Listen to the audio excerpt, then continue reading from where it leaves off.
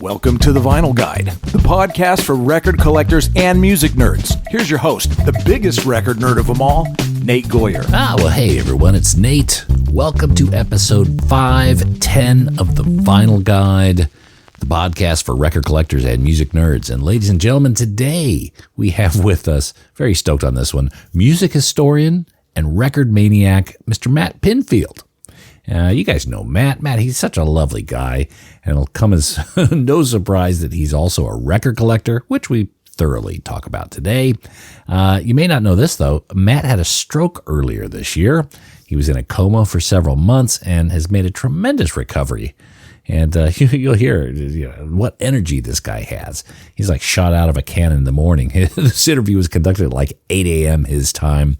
He's in a room in Las Vegas where he's doing tours of the Punk Rock Museum this weekend, August 1st, 2nd, and 3rd. If you're anywhere near Las Vegas, make sure to catch one of his tours. You'll walk away, I'm sure, with a full education and be fully entertained the whole way through.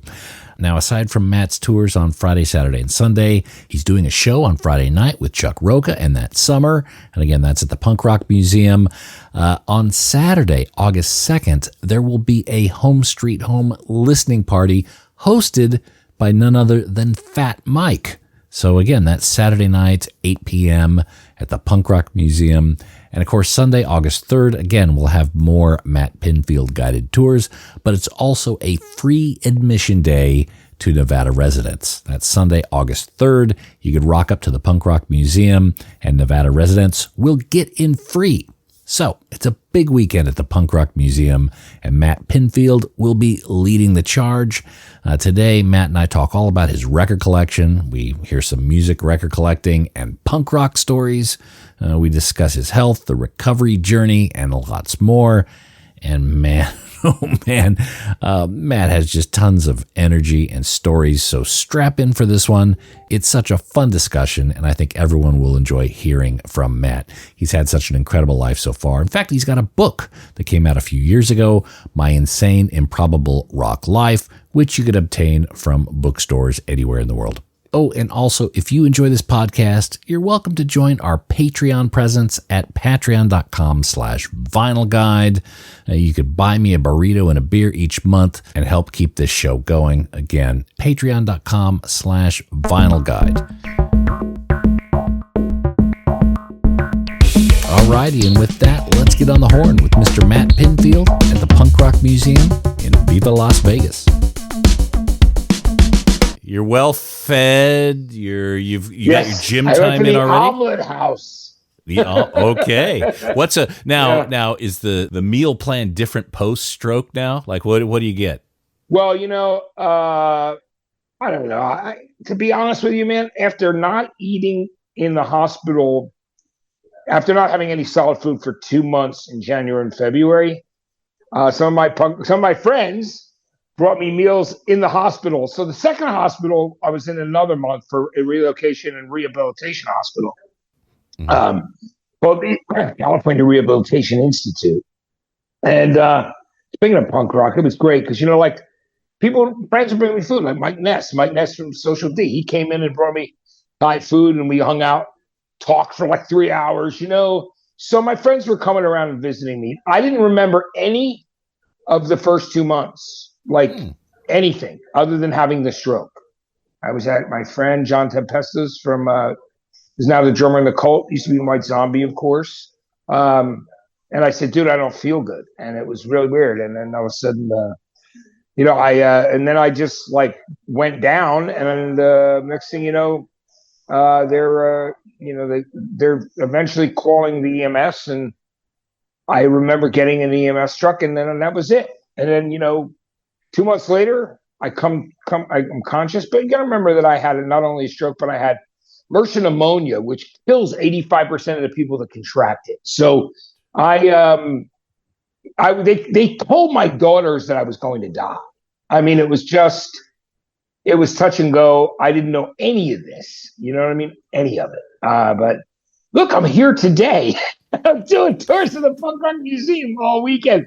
I'm very grateful. I lost the feeling on my right side of my body, and a lot of parts of it are still numb.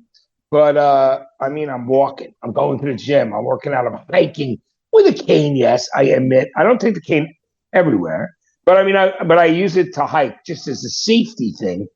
In case I come on some like there's some weird hole and ditch in Griffith Park going up the mountain.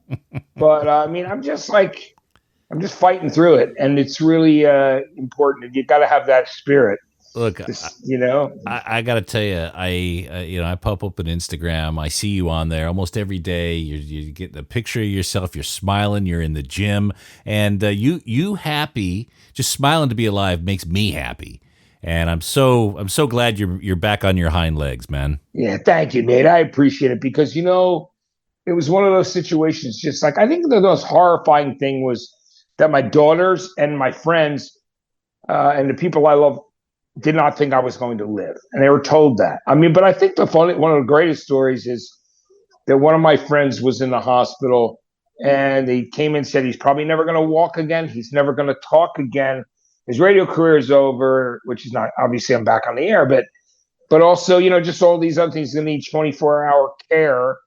And one of my friends looked at one of the other friends and went, they don't know Matt Pinfield. If he's alive, he'll be talking. So I thought that was funny. I heard all this, of course, like after waking up. But you can imagine how strange it was to wake up after a stroke and go, what's been happening for the last 2 months? So, and in a coma? It's like coming out of the coma. But I'm here. Yeah. The fighting spirit hasn't left me. So, I'm grateful. Not the first time you defied the odds. In your book, you talk about getting with the tumor in the head, right? Yeah, that was it. Like I had the aneurysm when I was a teenager. You know what I mean? Like 15. And it was really wild because I remember I mentioned in the book, punk rock hadn't happened yet, but I had a shaved head because I had, and I was like, everybody else had long hair. You know what I mean? Like it was interesting because it was the same summer that on my birthday in May, I bought the first Ramones album on my birthday that came out like weeks before. Mm-hmm.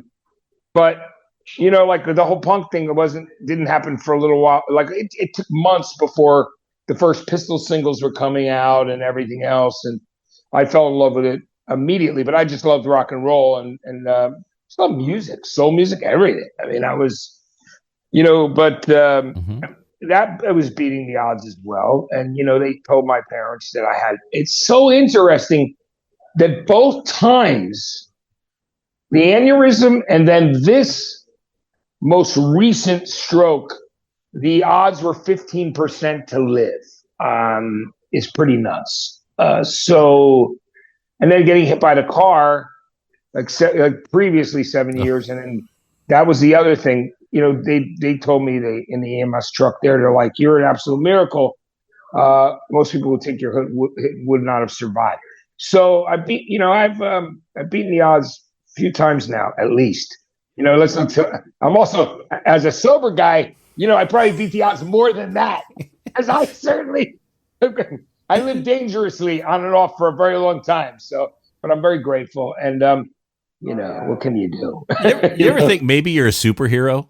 Maybe. No, I never give that thought. People will say to me, he's indestructible. I'm like, yeah, I don't believe that. And, I mean, it sounds great as a story, but man, it is, mortality is real. And, very, very sad, like I said, I'm grateful to have survived all these crazy things over the years, and most recently this stroke. And slowly, I'm through acupuncture and other stuff, and tons of exercise and as much physical therapy as I can get. I am slowly improving. Like one of the guys who does acupuncture on me was a drummer for a while on Shelter. Speaking of punk bands, Connor, he played with them for a bit, but he's my acupuncturist. So it all ties back to rock and roll and punk rock and music. It's like no matter what you do. So let's talk about, because you're at the Punk Rock Museum this weekend, and yes. And I love the Punk Rock Museum, and I always so look forward to going to Las Vegas and spending time there. What is your favorite artifact in the Punk Rock Museum? Oh my God! There so much of it is really incredible to me. Because I mean, it sounds crazy like to say this, but I think sometimes when obviously I'm such a lover of the old punk rock stuff, but I think, it's a crazy, do I have a favorite is kind of hard to say. But, I love the video of the Germs playing. That's like one of my favorite things. Because when I watched the Germs thing, I was like, that is so amazing. And that they were able to secure that footage that ended up not in the film. That is really a big one for me.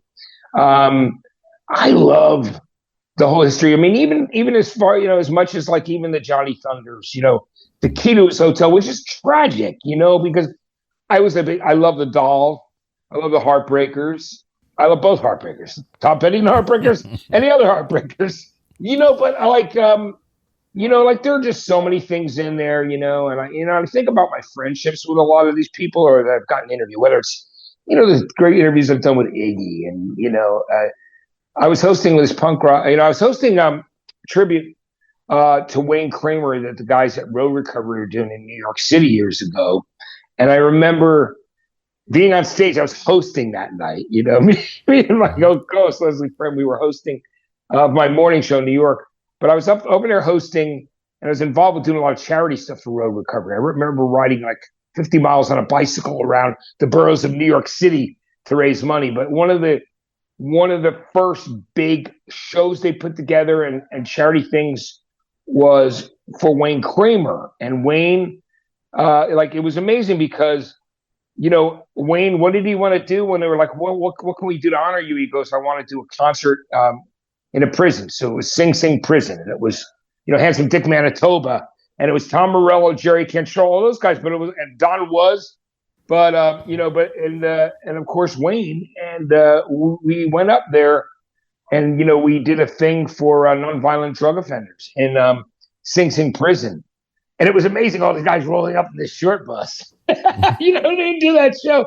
But it was crazy because speaking of Iggy, that night when Iggy was playing, like the band, the guys on stage, Morello's on stage, all these guys at the Best Buy Theater in New York City, and I'm on stage, and Iggy runs out and like knocks the microphone out of my hand in total Iggy punk rock style. And he goes, and then he picks it up, and he's like, because I was on the mic that the singers were using, and it was unbelievable. I'll never forget it. But Iggy's always been great to me. I mean, I've done some really funny stuff with him on the radio and over the years. So yeah, there's so many artifacts there, and I mentioned Mike Ness from Social D, coming and spending time with me in the hospital. And, I got a lot of gratitude for all the experiences that I've had, over the years. Interviewed so many artists. It's just a beautiful thing, and like, you look back and speaking of punk rock, like, when I remember like really hedging to have Descendants and Rancid and people like that on 120 Minutes on MTV when I ended up being the host, taking over. I filled in, back in, in 93 with Depeche Mode. And then, then of course, the show ended up going, they had Lewis do it for a while, but Lewis didn't want to. He wanted me to do it. Like there were artists doing it after Dave Kendall had exited. And then, Lewis kept saying that when I got hired to manage music programming at MTV and help program the channel, he was like, Matt should be doing this show, man. I don't want to do this show. So he was like, which was a really kind thing of Lewis to do. He was totally in that way the punk rock thing that he was not about his ego at all. So I thought that was cool. Was it tough to get acts on MTV that you were passionate about, but may not have been kind of top of mind for a lot of people? Like Descendants are probably a good example of that. No, it wasn't that hard because there were other people in the music department like Kurt Stefik at the time and Lewis and others. And, we fought for things, so you would go in, we'd do a thing we'd watch every video that was submitted on a Monday, and then Tuesday decide what to add. We'd kind of like sit there. It was wild in the conference room, but I saw so many iconic videos come through there. But I was, especially because of my history with alternative music and punk rock and just rock in general. I mean, I love a lot of different music, obviously. Even soul, I'm a big soul music guy too, like I love. So it was exciting to have the actual influence to be one of the voices for music that I thought deserved a bigger voice and a bigger look. And that was the most exciting thing. Like the beauty of that, of getting hired at MTV to cut programming after programming, an alternative commercial station. Back when there were only like 13 alternative commercial stations in the US, at that period of time, there were like 13 of us. There was like DRE in Long Island, which was LIR originally, and K-Rock and 998X, like stations that were in like California and Live 105 in San Francisco. So there were stations all over, but my background started in college radio at Rutgers, you know what I mean? And then I would do summers, I would fill in at the Princeton radio station too. And there was a great venue there called City Gardens in Trenton, New Jersey, but there were also a Fastlane in Asbury Park. And then I would go to CBGB's and I would go to shows in New York and sometimes Philly, but there was enough going on in Jersey where I lived and, where I grew up, for a guy born in Athens, Georgia, but I really grew up in Jersey because my mom and dad were from Jersey. My dad just happened to be at University of Georgia after fighting, in the Korean War. Mm-hmm. He, on the GI Bill, because he was such a smart dude, he went there and studied physics, became a physics teacher. They wanted him to continue on his education, but he had a family of 3 kids, and so that was what it was about. And right, of course. But that's my Athens connection to the B-52s and R.E.M. and Love Tractor and all these other bands, So it's kind of crazy. You got so many kind of interconnections. They have 6 degrees of Kevin Bacon. There's probably like 3 degrees of Matt Pinfield. You know what? You're gonna laugh, Nate, because Leslie Fran, my co-host of my morning show in New York City, sat there with me, her, and Kevin Bacon and said, "Kevin, there may be 6 degrees with you, but there's 2 degrees with Matt." And I thought it was funny. Kevin goes, "I think you're right." He goes, "Yeah, you either know Matt, either you know Matt Pinfield, you know somebody who knows Matt Pinfield." Yeah. And that was the story. And Kevin went with it. He was so funny, but he was always trying to stump me, questions about like everything from Zeppelin to whatever, Beatles, And that was funny. So you spent time with Beatles, you spent time with Rolling Stones, Iggy, pretty much everyone. Is there anyone on the list that you just have never been able to spend time with? Kind of a big... Neil Young is the one. I mean, I'm friends with Stephen Stills, but I was like, thought it'd be cool to sit down with Neil. And I haven't yet, you know what I mean? So, and it's that's one of the ones. And of course, all the people that have passed away. Like I always think about it. Well, who would I mean, I would have loved to have done everybody from Phil Lynott to Thin Lizzy to, you know what I mean, to Keith Moon. I used to make the possibles. You want the possibles, So Neil Young's your possible. Neil Young is my possible that I would really like to interview at some point. I've been very blessed. Like I said, Stones, Townsend, Ray Davies of the Kinks. Like all these, and then everybody. In between. I mean. I did like one of the last big interviews with Les Paul that they cut up for that Les Paul tribute that I did and it was great to sit there with Les Paul. It was unbelievable. It was amazing. And I remember going to see Les Paul perform at the Hotel Iroquois at the Empire Hotel with like Jason Newsted and James Hetfield. And we were like, they go, "We're in town. Did you want to go see Les Paul?" I'm like, "Fuck yeah." So we go. And we go see Les Paul. And then we're sitting there. I remember Jason got up and hung with him. And James was like, "Night off," because James was, like he didn't want to actually go up on stage. He didn't want to take the spotlight off Les, but Les was inviting people up. So yeah, but it was like, I feel so blessed I got to interview, but your possibles, Neil Young is definitely still with us, which is great, Mm-hmm.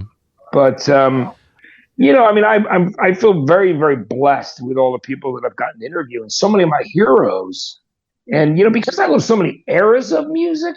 Mm-hmm. That's the thing that's really amazing for me. And whenever I meet somebody, it could be a guy who had a one-hit wonder in the 70s that might end up being your Uber driver one day. You're like, and the guy would say, like, "I used to be in music." And I'm like, "Yeah, what made you?" He goes, "You probably wouldn't know it." I go, "Try me." You know what I mean? I remember my driver, one of my Uber drivers was a guy in a Sanford Townsend band who had like this 70s, like kind of like yacht. They would probably consider it yacht rock now, but "Smoke from a Distant Fire." And he was my Uber driver. I was like, "Dude, that's a great song. It's a great pop song." You know what I mean? So it was just, I consider it a beautiful gift. I mean, I think, and I know you enjoy doing this too, Nate, because my love for music, as a kid, I couldn't get enough music. I couldn't own enough records. I came from a working class family. My father was a school teacher. My mother had worked many years in her life, but we were, back when you could be a teacher and you could have a family, 5, you know what I mean? My brother, sister, and I. But I mean, if I wanted records, I had to mow lawns, deliver papers, shovel snow. That's what my deal was. And the reason I fell in love with radio was I was like, I'm going to be on the radio one day when I was a little kid. I already knew what I wanted to do. There was no MTV when I started. There was, in America, there was, Don Kirshner's rock concert and, Midnight Special and, things like that. And, people lip syncing on American Bandstand. There was no, which was why I was so fascinated with Top of the Pops, and I read about it, the British show, which was a weekly show. Can you imagine? Even if they were just doing vocals, even only the vocals were live or whatever the band was playing, that would be see Bowie on there, Roxy Music, I mean, you just think about, and even not back to the 60s, but they're just, which that's the sad thing, is that they lost and erased all those Top of the Pops. There were so many in the 60s. Only a few of them survived. And even the early 70s stuff, like a lot of that stuff is missing. You'll see some videos of Bowie and Slade and T-Rex and things like that I love. But yeah, a lot of that stuff, they taped over. They didn't think it was going to matter because, to them, pop music was disposable. It was the BBC. It's so weird. And they had good taste. Like Top of the Pops was actually quite good. When you compare it was awesome. I grew up in the States and we had Solid Gold, which was kind of yeah, exactly. So I'd rather do Soul Train than Solid Gold any day. Oh, me too. I love Soul Train. That's why when Bowie was on there for the first time, with like Fame and Young Americans and that stuff. But I loved, I wanted to see the Main Ingredient and the OJs and all that stuff. I loved Harold Melvin and the Blue Nuts doing The Love I Lost. That whole Philly sound is that just... Philly, Gamble Huff. I love that stuff. And what's so crazy is the earliest example of that was a single, a 45 that was so important in my life was the Soul Survivors Expressway to Your Heart, which is was a Gamble and Huff production. You know what I mean? Even though these guys were I think they were all white dudes, maybe one Spanish guy in the band. Like they were doing Blue Eyed Soul, and there was that Philly thing, which was in the water. So obviously the Hall & Oates, right? But it was, I loved Gamble Huff. I mean, God, those records are so great. And I love 70s soul stuff. Like like I said, whether it was Just Don't Want to Be Lonely by the Main Ingredient to there's so many. I mean, Bobby Blue Bland, Ain't No Love in the Heart of the City. These songs that stuff is phenomenal. I just love those records. Bobby Womack. Bobby Womack was unreal with the Valentinos and solo. Nobody wants you when you're down and out. Like all that stuff. Oh my God! Bobby Womack, man, it's cool. So I met Bobby Womack.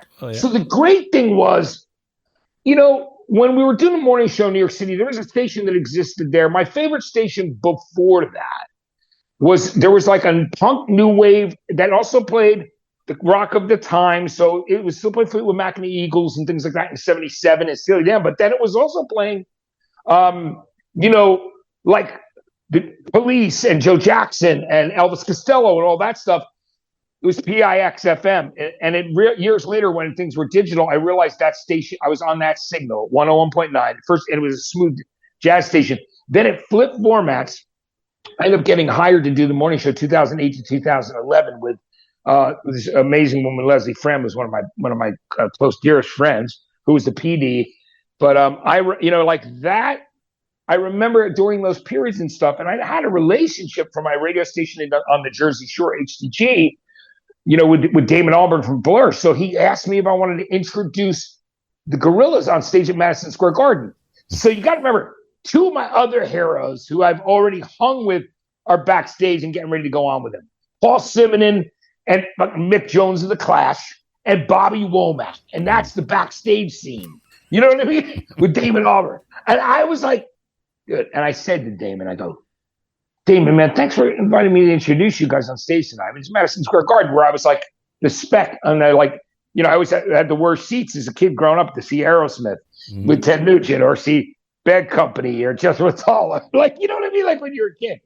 or Bowie, you know what I mean? And they're like, and then all of a sudden, you know, that's the beautiful thing. You find yourself on a stage like that, and it's just crazy looking back, you know. And but being back there with fucking Bobby Womack, man, it was so cool. Just going up to him and talking to him about the Valentinos, like it's all over now. What a song, right? Yeah. You know, Stone's like first big hit in America, right? So it's like, you know, it's I just I mean, it's just the crosses of all those different styles of music, and I love those eras. You know, I know that we talk about vinyl here, and you know, Nate, I'm like a big 7-inch collector too. You know, I have tons of albums and 12-inch singles because I spun in nightclubs. Like that's how I supported myself in this place called the Melody in New Brunswick, New Jersey. But I spun also at a place called Charlie's Uncle before that.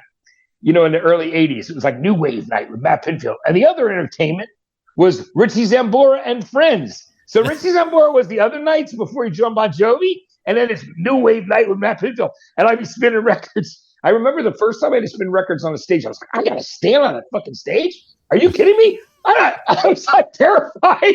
Like, I got to stand on stage in front of those turntables. And we brought our own equipment, right? But at PA, like I worked with like some friends, but and because I really at that point, like I said, I'm still working class, even though I like was working, you know, like at a convenience store or I worked at a strip club spinning records, which is the finest hotel that Metallica bands used to stay at because it was like Megaforce Records started in a flea market across the street in East Brunswick, New Jersey, at a Route 18 flea market. And so this strip club was across the street, and there was a hotel connected to it, the Hosteways.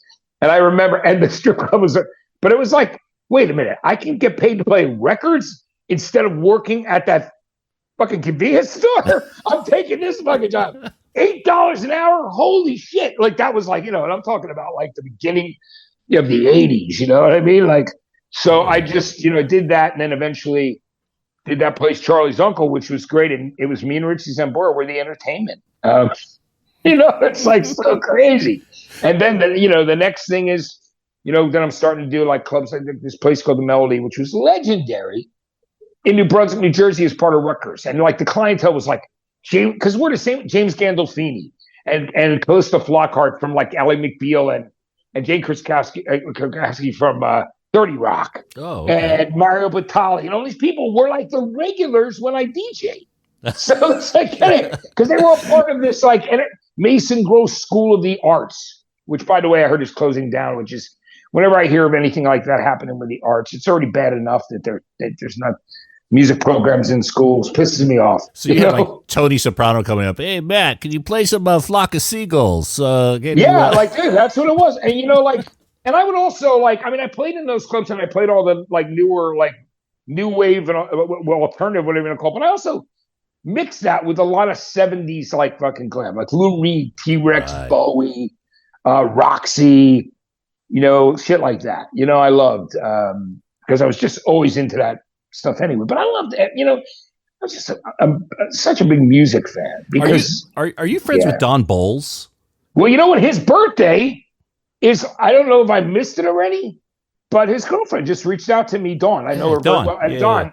So I love Dawn, and I love Dawn, and I love Dawn. Dawn and I are very good friends. So, yeah, and I was like, Dawn, because Dawn is like, he spins like total glam, and he'll go junk shop glam, which is, so he's got a lot of great records, and we both love that early glam stuff. And he's a cool dude. And he and I have had those conversations where we go deep talking about those records. And man, I love him for that. You know, obviously a huge Germs fan anyway, right? Of course. And, you know, friends with Pat Smear still. You know, I love Pat. But yeah, Don, like he loves that 70s glam. Like he just, like, I love that he goes deep and spins that stuff on a regular basis. Oh, but I got invited to his birthday, but I think it's actually might have been last night or tonight. I can't remember what day it was, but it's just been, my life's been, as you can imagine, just getting ready to come here to Punk Rock Museum to do the tours. I had to like rebank all my radio shows and all my other stuff. So I was working nonstop until I left.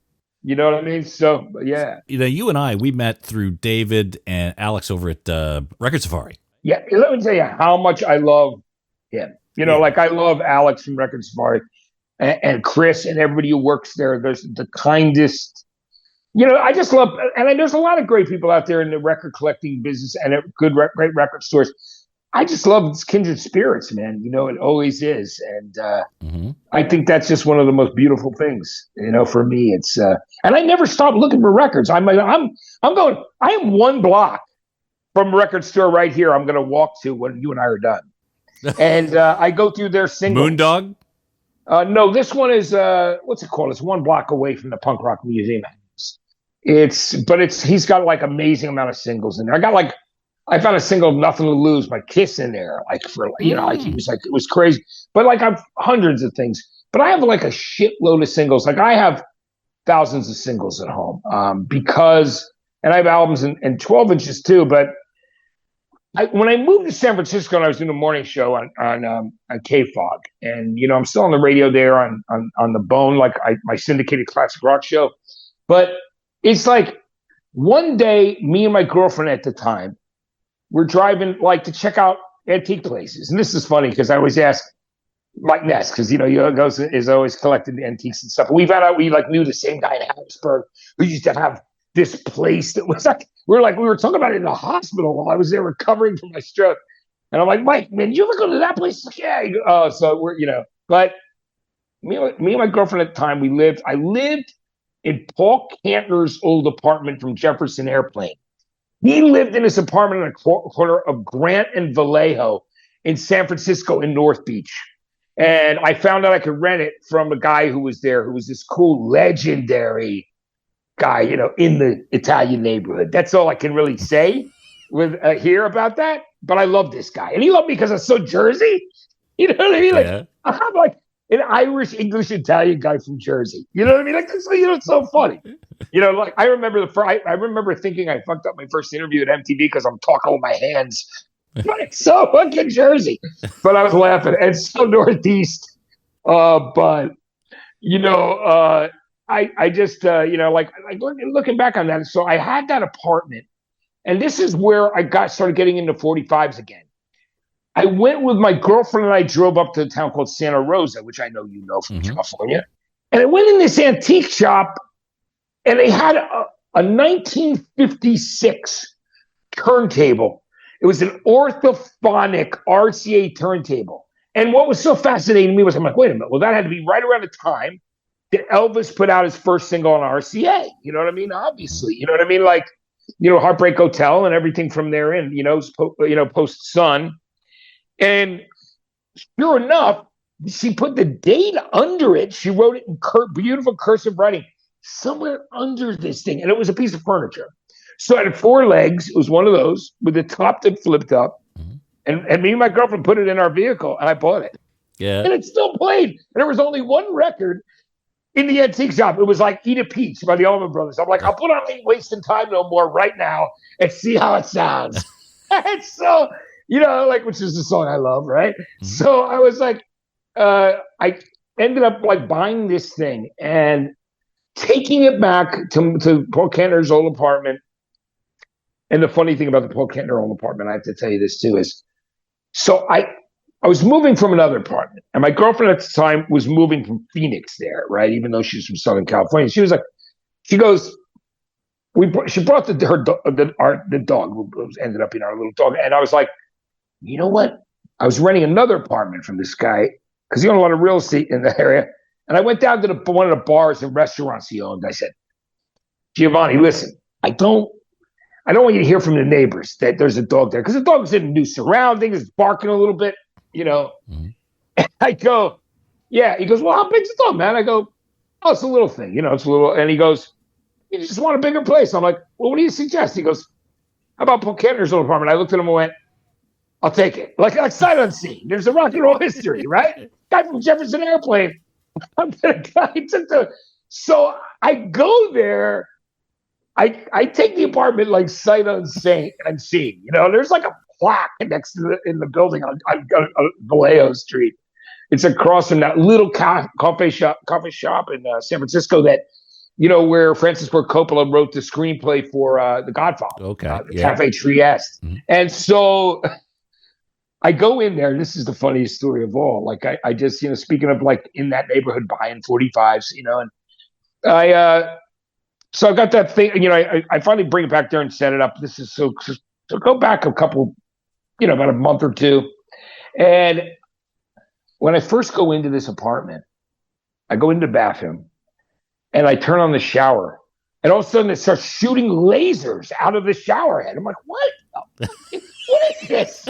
And sure enough, Paul Kantner had a psychedelic shower head that shot what was water powered, that was shooting colored lasers into the shower. And I'm like, this is perfect. You know what I mean? It's like, this is, you know, it could have been the same in Jerry Garcia's house. I don't know. I thought it was hilarious. And I just like, so I thought it was the greatest thing in the world, videotaped it, posted it. You know, this is like quite a few years ago, but that was like, there were even record stores in that neighborhood of North Beach where in the basement, I would go down there and like finger through, because you know how damp things get in. It's also San Francisco because it's like cold. So I would go down there and spend as much time going through records until my hands couldn't take it anymore. You know what I mean? Just trying to go through these records. And man, I just, you know, I found some really cool stuff. And then I started like a different collection because a lot of my stuff was still, because, you know, when I moved to San Francisco to do the morning show, I didn't know where I was going to be living. I bought new furniture and stuff, you know, and I put a lot of stuff in storage in Jersey where a lot of my music and records were. So I only had a few things that came out with me. So I kind of started a new collection there of mostly 45s and some albums too. And then eventually got my stuff out, was shipping it, you know. Right. But I still have a storage unit in Jersey that has a lot of records in it. Do you look for like rarities and things like that? I mean, when you go to record shops, you know, it's kind of crazy. Like, you know, if you're looking for, you know, like I do, and it's like, but I have a really interesting way of looking at things. I love to listen to the vinyl that I buy. Like I'm into the records. So like I love to hear the sound of the vinyl, and I love to hear the records, and there's magic in those grooves. And, you know, I'm sure people have said this to you many times, and you probably feel exactly the same way I do. But I still look for cool things. I look for things I don't have and don't know too, because I get excited about that. But my 45 collection is insane. That started in San Francisco because of that turntable. And of course, I have a different DJ rig now in my house that has 2 turntables. But it's my apartment. But it's, you know, it's like you know, it's big enough that I can put a rig in there. Right. So, but in my home, but man, I've got so many boxes of 45s there, and I've gotten stuff from all over. You know, like I'll go, oh wow, The Who, I Can't Reach You on a 45 only in Australia, and I would order, I'd find it. You know what I mean? You know, something, you know, The Who Sellout. You know, but I just love, you know. Or I get like the Gun Club Sex Beat on a 7-inch on Beggars. You know what I mean? Like one of the greatest. Are they organized in a way to where it's like if you need to find something really quick? They were. And boy, I wish I had Henry's patience. Oh. Henry's amazing. I love the way, you know what it is? And for a while it was. And now what's happened is because I ended up going out and spinning at these gigs. Sometimes, so I bought a ton of these 45 boxes, but some of the album, like some parts of it are super organized, and others, it's like when I was spinning here, I'm spinning at like the Tiki Bar tomorrow night here in Vegas from 9 to 12 with a very dear friend of mine from Rutgers, who I went to school with, who lives here, and I'm going to play all 45s. But you know, it's. You know, I went through the collection. So, you know, like I'm like, well, you know what? This place is called Tiki Bar. It's something retro about it. I'll bring my 7-inch British single, Johnny Kidd and the Pirates, you know, shaking all over. Or the original Brand New Cadillac by, you know, Vince, you know, by Vince Taylor, you know. And I'll play like some other cool old punk stuff. But yeah, man, there's quite a bit of it that's organized, but there's also another, and I just don't stop buying records. I know that sickness. I know it. I mean, it's an illness, but I love it. I mean, like, you know what? It's like I've had a lot worse habits in my life that I've curtailed. So, you know what I mean? You know, as a guy in recovery, right? But I mean, I still love going record shopping so much. I love going and finding something. I sometimes would buy stuff just because it has an interesting title. Like it could be like the work. And and just something that brings massive amounts of laughter to my face, or brings a smile to my face. I'm like, I need to hear what this sounds like. The title's unbelievable. It's so ridiculous. I need to hear this. Or it's bizarre. Or it's of its time. You know what I mean, right? Totally. I'll do that. In fact, I just bought a single, and this is why I love punk records, because a lot of times they'll just have these funny covers. These funny they're the best ever. And it's just punk singles are so great. I can't leave those behind, and a lot of them are like $5-10. It's like I'm so curious as to what this sounds like. That's it too. Yeah, it's great. There's so much great punk rock stuff over the years, and I would say something bad that happened. It was very upsetting to me recently, and I blame somebody in the U.S. mail system stole a whole box of my 45s. I had been in my storage unit, found a bunch and a lot of rare things in there, and I shipped 2 boxes to myself. One of them had been sliced open. They put some bullshit fucking sticker over at the U.S. Postal Service that said, "We care." I'm like, you cared to steal 100 of my 45s out of that box. That sucks. I was really pissed off, to be honest with you. I was saying things that are pretty angry. But yeah, I just and because a lot of things are irreplaceable and they're so rare now. You know what I mean? But do you have any holy grails? Something that has eluded you for years? You'd love to be able to find. I'd have to think about it. Like there was weird little punk records, like a 12-inch single by a band called Panic Squad from New York City. Had this song called Island that I loved. It was a 4-song EP that I bought at Bleecker Bob's, which was like, the punk rock store in the beginning. I bought so many things there, like this great single by the Testers, which I get to play on the radio in Los Angeles. Because, I'm on KLOS, the rock station, but I'm also on KCSN, the public station, meaning the car quarter on there. I get to play whatever, as long as there's no 4-letter words in it and it's not breaking FCC regulations. But they leave me alone, but I'll play new things that are on the playlist that they have of new artists, because I always believe in giving people a shot. And I want to promote new young artists and new people, young or old. But I put that Testers record on, and one of my friends here who's performing at the Punk Rock Museum tonight, Chuck Roca, and he was like, heard it on the air one day, and then some of my other friends were like, because I can listen to my show, because sometimes I track it at home and tape it, sometimes it's live, and but I played this punk rock single by the Testers, which I love. This guy Sonny Vincent, he was part of that scene, Max Kansas City and CB's, and I remember John DeSalvo from that band Tough Darts, who Robert Gordon was the singer in originally. He used to work at Bleecker Bob's. And all the new imports and punk records and the new wave stuff that came over from the UK and the ska records and everything, I bought there. And even reggae stuff, some Joe Gibbs stuff, and the professionals, and stuff produced by, just a ton of the reggae stuff it was just really cool stuff, but I still love buying records and I'd like to refine that record. Those are some of the things I just, because we're here talking about it, that's what I was thinking. I'm like, I'll have to find that Panic Squad 12-inch again. It was some New York band, you know what I mean? But that was the fun of it, and it's just, it's crazy, but again, like you, I if a cover blows me away, we go crazy. I buy it, and then I send pictures of it to my friends. If it's like what you just did.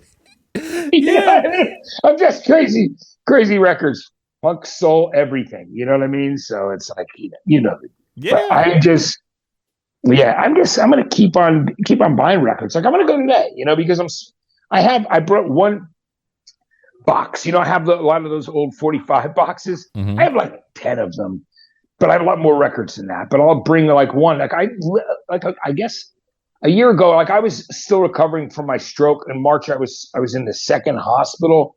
But a year before that, in March, beginning of March, I was DJing with all 45s at a club up the street, up the hill from the Coliseum in Rome.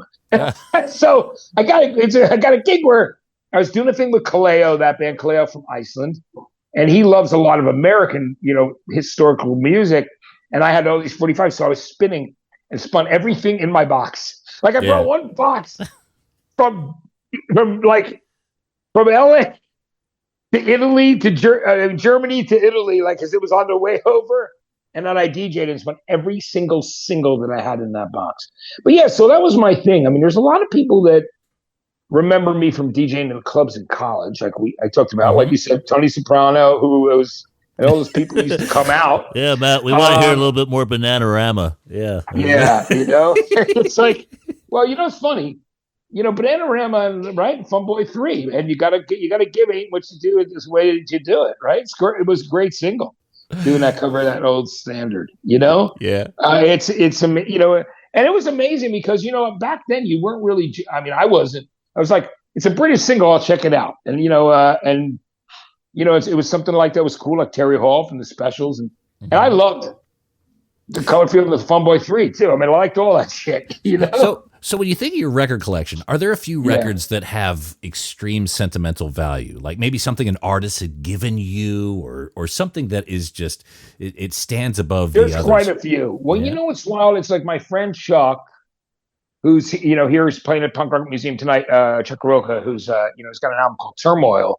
But he bought me, because he loves Tom Petty, right? And I saw Petty, You're Gonna Get It tour. I was in high school. I was like, I had only the first Petty albums out. And I was telling everybody, you got to see this guy. You got to listen to this guy, Tom Petty. Nobody was playing it on the radio, certainly not New York radio. And I was obsessed with that first Petty album. And I was listening at that period. Still, I was into punk rock too. And you know what I mean? And because, I was already, it was like that same time when the Pistols came out and the Ramones and Richard Hell and the Voidoids and the Dead Boys. Young, Loud, and Snotty, one of my favorite punk records, from that period of time. I will never forget, those periods of time. So one of the things that's really cool is I had this one-sided album that was only released as a promotional thing, and I gave it to Chuck because he loves Tom Petty. And so what he got me, which was cool. He was on the road. He found this is your kind of people you share with them. So Chuck, I gave him the one-sided live Tom Petty thing called Official Live Leg. So he was on the road. You know that Yeah, record, I do. right? I do, yep. Because there's like this song Dog on the Run, which is totally different than the song that Petty released with the same title. It's like a different song completely. And it was, he did like Jaguar and Thunderbird on there and covers of Luna and a couple songs, Fooled Again from the first Tom Petty and the Heartbreakers album. And I remember, so I gave that to him. So what he found for me on the road? He found the actual metal plate acetate test pressings of the second Tom Petty and the Heartbreakers. So he found, so that's one of my coveted things. It's like the actual, what they used to cut both sides of the second Tom Petty and the Heartbreakers album. That's something I love. Oh, yeah. The 7-inch of Looking Guy, I mentioned Gun Club before. I was just telling the story about you getting me the punk rock, get me to Tom Petty.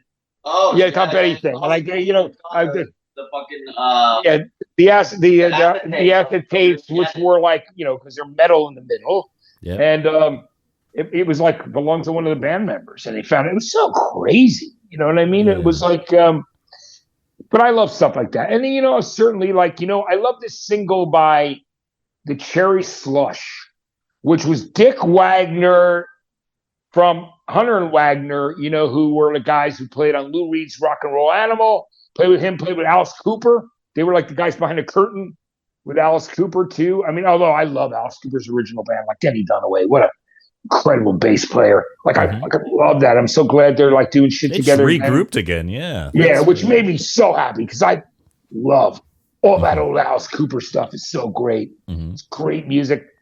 But and I mentioned, so a friend, when I was in the beginning of the late end of the 70s, beginning of the 80s, when I started college and was doing college radio, I met a guy there who also collects, Dave Kapolsky, who does like a radio show, a streaming thing of he's really into 60s R&B and soul and also garage rock and stuff. And he turned me on to this record by the Cherry Slush, which it ended up on Nuggets too. You know what I mean? Okay. But it was one of so rare because USA Records, the record label that had the Buckinghams originally on it, kind of a drag, in like 67, the first Buckingham's hit was this band's song was climbing the chart, the Cherry Slush. And it's talk about a psychedelic artifact. It's incredible, this song. So good for like 68. And I remember, and like, it's just, man, I fell in love with it. And then I finally eventually found the 7-inch. And it went out of print so fast, it was climbing the Billboard singles charts, becoming a hit, was getting played in Chicago and Cleveland and Detroit. And then the company went out of business. USA Records folded while the song was going up the chart. Kind of like the way you hear the stories about the Castaways' Liar Liar. Like the record company ran out of money. The song was like top 3, and all of a sudden they couldn't print anymore. They didn't have any money to make records. The victim of their own success at that moment. Victim of their own success, yeah. So with the Cherry Slush, I felt bad for those dudes because like that just. But yeah, so it was produced by by Wagner, who went on to play with Lou Reed and with Alice Cooper, and I turned Alice onto that single. I was working on a show, TV show with Alice. I go, Alice, have you ever heard this Cherry Slush? She goes, no. I go, dude, you're gonna fucking love this song. It's like Wagner before the Hunter Wagner combo, and he goes, dude. So he goes, I'm going to look. I'm going to look that up tonight because it does stream, but. At the end of the day, that 45 was like, I was dying to find it. And then I had to find another copy. I never had a 7-inch of Sex Beat by the Gun Club, which I loved. And so I found one because I would find a guy DJing out at like the bowling alley in LA. I'm like, dude, you have that on 7-inch? I got to find it. And it was a Biggest Banquet, because I have the Slash album from when it came out, and do you pretty much buy your stuff out of music stores, or do you do Discogs or eBay at all? I do some of Discogs and occasionally eBay, but I go to stores all the time. I still love bricks and mortar. I have a mental policy where I will buy records in any record store I walk into. I'll buy something. I just will do that. I feel a responsibility to buy something from every person who is trying to keep a record store alive. And I really do. And this is no bullshit. I will go in a record store somewhere. I'm like, I don't fucking need that record, but I just bought this thing. You know what I mean? Even if I already have it, because I'm just trying to help people. I have that same thing. Like, I feel I've been blessed by this industry, and and I got a little bit of disposable income I can help these people with. I also do the same with opening bands. If an opening band has a record on the merch table, I'm like, I do the same thing, or I'll buy a T-shirt from them, or both. Yeah. I will which of course, to the dismay of every relationship I've been in, the T-shirt collection is like insanity. But I like to support, so I'll buy the vinyl from the artist and opening bands, or I'll buy the single that they have, or a T-shirt, because every story of every band we know that. It's like sometimes that's all the money they had to eat on the way to the next gig or for gas. And so to me, that's the responsibility. So I feel the same way about bricks and mortar stores. Yes, I do use Discogs, especially during the pandemic, like I was just like going on there searching for stuff. But I also, anytime there's a record store in any town, I find it and buy shit. I just do. Like if I'm in Columbus, Ohio, and I'm working on like one of the Danny Wimmer Presents festivals, I'm like, I'll go, hey, I've got like 2 hours in the morning. Like I'm literally, when you and I are done here, I'm walking over to the record store because it's a block away, and I found great stuff in there before. Yeah. And I may just find something, even if I already have it, that I decide I want to play at the Tiki Bar on Sunday night. On Saturday night, because I'm DJing night at 12. Do you know Moondog in Las Vegas? Yes, I got to go to that store today too. Yeah, but I might not have time today because I have the 2 tours. But I'll go like maybe Saturday morning or Sunday, like if they're open in the afternoon. I think they might even open at like 10.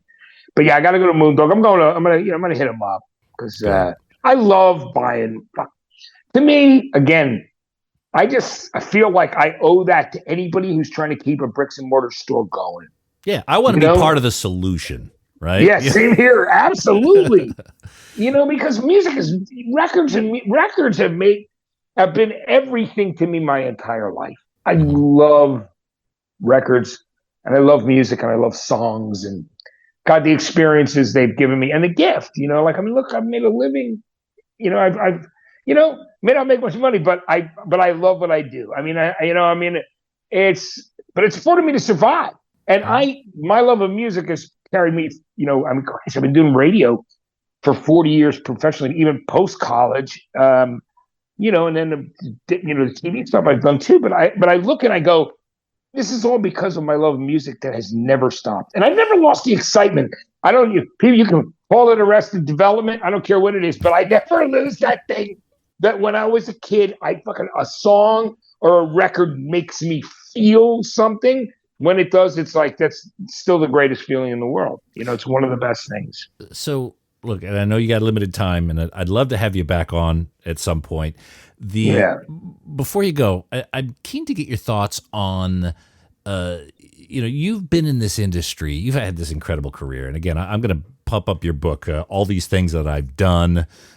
People can get it on, wherever you want right now. It's a fascinating book, and you'd go through records. Every page is another record. I'm making notes in this thing, right? But you've been in this industry. You started with vinyl. You've gone, cassettes, 8 tracks, CDs, streaming. You went through the Napster wars, everything. Now, we're kind of getting back to vinyl. What do you think will be happening 5, 10, 15 years from now? How do you think music's going to survive in the formats that people will be listening to? Well, I hope that vinyl is one of them, because I love vinyl. And I see more and more young people love the idea of having the actual physical connection to the vinyl, the cover, the artwork, that beautiful, that magical thing that when you were like me as a kid growing up, you looked at every credit on the record and you just were like, well, that guy Jack Douglas produced that Aerosmith album, but he also produced this new band, Cheap Trick. And then, you know what I'm trying to say? Like, so going through that, or Tony Visconti did this Bowie thing or whatever, and he's on T-Rex, but I just saw he did some new guy, Zane Griff or something. You know what I'm saying? Like, yeah, I love that idea. And I just see more young people getting excited about vinyl. And that's always makes me so happy. I love to see, like I said, I just think there's something about that experience that can't be reproduced in streaming. I mean, listen, streaming is convenient. And I'm not, but I mean, as a guy who loved the radio and loved records and couldn't get enough records as a child, just couldn't afford them. But this was like when I could borrow a record for somebody or buy a record, man, it's just it was everything to me. And I never lost that passion. I do think people will continue to buy vinyl. Like, here's the funniest thing in the world. Like, I loved making mixed cassettes and mixed CDs even. Was never a big 8-track guy. I mean, I had a couple. I remember I had Black Sabbath Volume 4, and I had America Homecoming, their second album, or some, that were bought for me. But I was more vinyl, was still king, right, at that period of time. For me, because 8 tracks, of course, and then when you can make cassettes and you had them in your car, that was also fantastic. But it's funny when I look back at the pictures of people with turntables trying to play records in their cars. Oh, that is amazing. I'm just imagining, I probably bought at least one record somewhere that has needle burn from one of those turntables that were in the car. You stuck a 45 in or an album. Yeah. It's crazy. But no, I just I'm very grateful for all the joy and love that music has brought me and through that vinyl, because there's that warmth that is like no other thing. It's another world. For me as a child, that was it. It was this is the whole other world that's been opened up to me through this music, through these records. You know what I mean? And I dreamed and dreamed and dreamed of being able to be in that world as a kid. I wanted to see artists, I wanted to see them play. I wanted to hear the music. I wanted to talk to them. And that's one of the gifts, the beautiful things that came out of always having that dream, So I'm, and I just keep on going. And, hopefully I'll continue to recover from this stroke. Like I said, I still don't have full feeling on my right side. I don't, there are a lot of parts of my right side that are numb. But, man, I'm making the best of it. One day at a time, doing whatever I have to do. You know what I mean? Doing some acupuncture and shitloads of physical activity. What am I gonna do?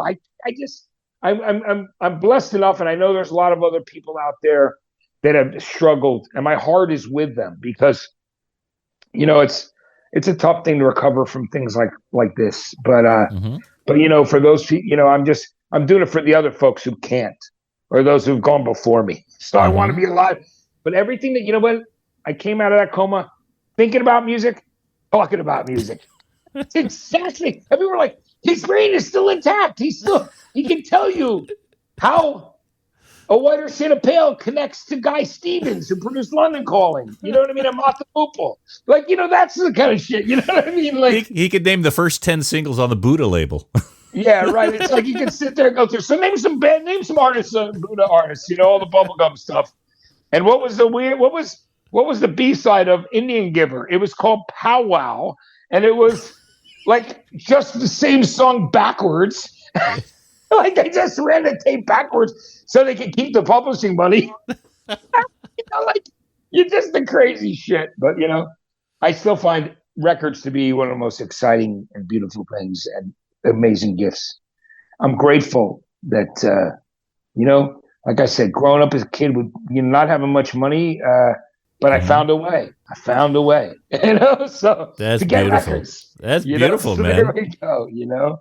But Nate, it was so great connecting with you here. Oh, you too. And I'm so happy to see you happy and up and about and doing your things. Yeah. And man, lots of energy and still connecting, all them synapses working. That's fantastic. Do you ever need anything from Australia? You let me know. It's amazing. For years I would have, I would find in some stores singles by the Church and singles by, the early Church singles or the Hoodoo Gurus. You know what I mean? And there was and of course the Easy Beats. You know what I mean? Yep. And AC/DC for that matter. Love Bon Scott, and you know what I mean? But it's there's so much stuff down there, right? Mm-hmm. I bet there's a lot of 7-inches that I would probably have a blast. I mean, do you see much used 7-inches around there? Yeah. You got to know where. Dude, I would love to go through the 70s stuff there. You know what I mean? In 60s, 70s. You know what I mean? I may put a little box. I may put a little box together for you. That'd fun. Be amazing. I said don some stuff every so often because there's a lot of junk shop glam down here. Oh, that's phenomenal. Yeah.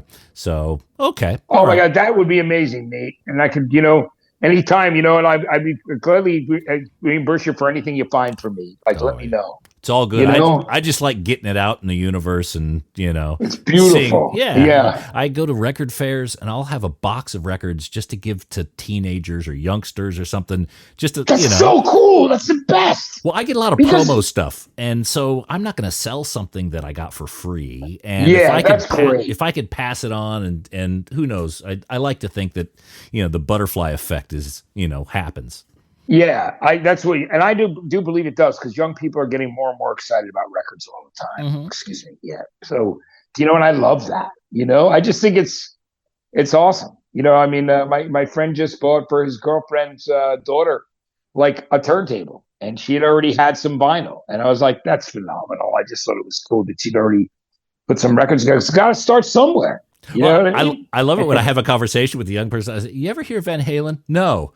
Okay. Well, I'm excited for you because guess what? Yes. A whole world's going to open up for you now. Oh my God. Yes. That's the thing that's incredible. I think back about all that.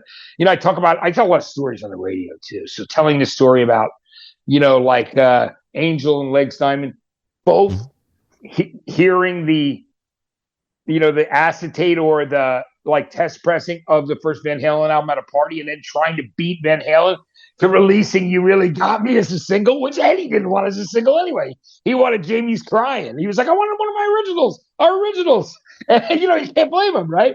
Man, I got great Eddie stories, being at 5150 and hanging out with him, I got my friend engaged on stage at Madison Square Garden at a Van Halen concert, and Eddie and Michael Anthony pulled up his who became his fiance and dropped to his knees. His favorite band was Van Halen. I made him show Eddie and the van his homemade Van Halen tattoo from the Gulf War, and I'm like, dude, you got because he was in TV production. We were 5150 shooting, and And then like Eddie wanted me to come in and listen to some stuff he was mastering. And it was just so cool. Just meet him sitting there by ourselves in the studio. And we met everybody for dinner.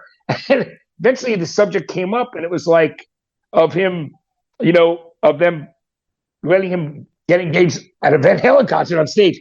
So sure enough, I went up there from the MTV summer house, got there just in time because of the traffic in Jersey and on the Jersey Turnpike and the Parkway, and finally got there, and then went on stage in between the set and the encore for Van Halen, and brought my friend on, and then like I said, the Van Halen guys pulled her on stage, and he dropped to his knees and proposed to her. It was beautiful, beautiful, beautiful moment. Like it's just so cool. But it's things like that, We get to do things that are connect people. But again, music connects everybody. It's a one universal thing that's beautiful that people they can certainly disagree over, but but at the same time, it's just like I've always been that thing. As long as you're passionate about some music, that makes me happy. Yeah, and it's an opportunity to learn. Like you could hang out with people who know a lot. I mean,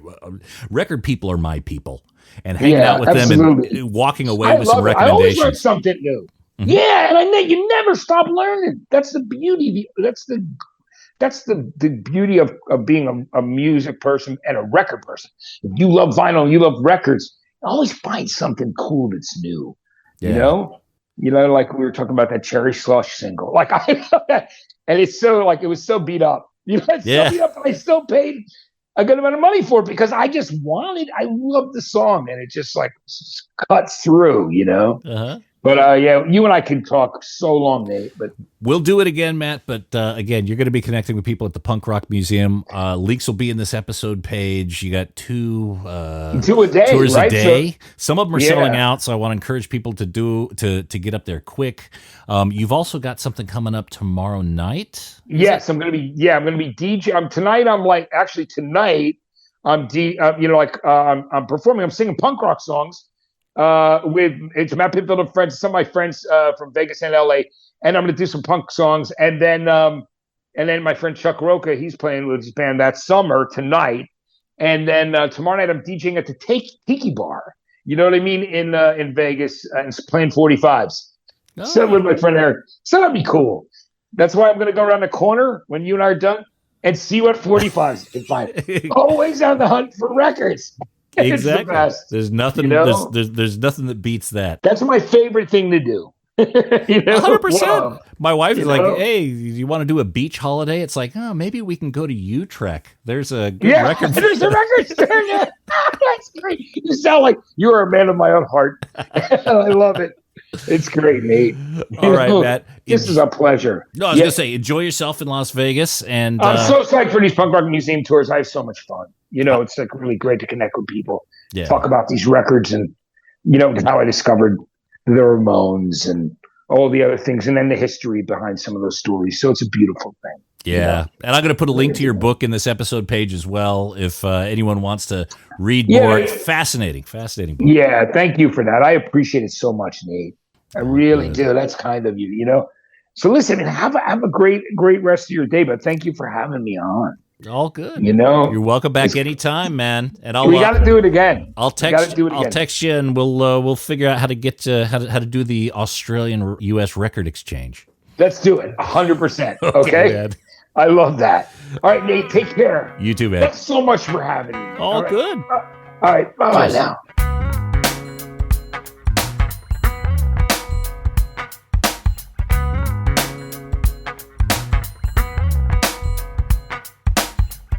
Oh, yeah, we are definitely going to be doing a part 2 of this one, maybe a part 3 and 4 as well.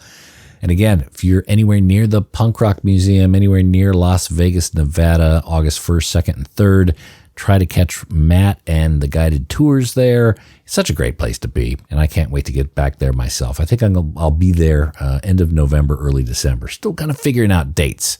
So again, big weekend at the Punk Rock Museum, so go over there and help them celebrate.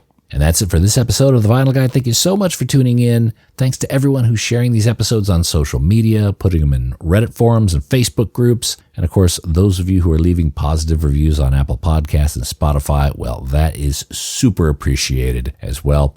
We'll be back shortly with a brand new episode. So until next time, you guys behave yourselves. And thanks again for listening to The Vinyl Guide podcast. Cheers.